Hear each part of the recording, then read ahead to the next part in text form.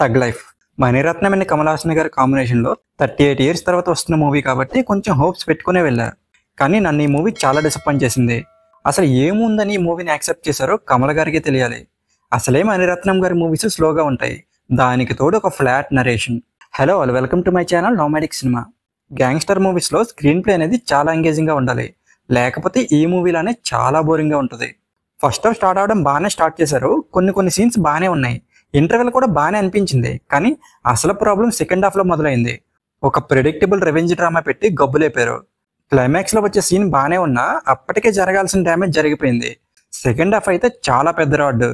Cinema చూడడానికి చాలా రిచ్గా ఉంది, టెక్నికల్గా కూడా చాలా బాగుంది. కానీ సినిమాలో అవి మాత్రమే ఉంటే సరిపోవు కదా. త్రిష క్యారెక్టర్ కూడా ఏదో ఉండాలి కదా గ్యాంగ్స్టర్ మూవీస్లో ఇలాంటి క్యారెక్టర్స్ అని పెట్టారు తప్ప అంత ఇంపార్టెన్స్ ఏం లేదు.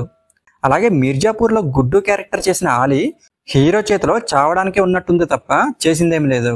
ఇంకా కమల్ హాసన్ గారు 3 గెటప్స్లో కనిపించారు. ఆయన యాక్టింగ్ గురించి ఏం చెప్పగలం, ఎప్పుడు బాగానే చేస్తారు, ఇందులో కూడా బాగానే చేశారు.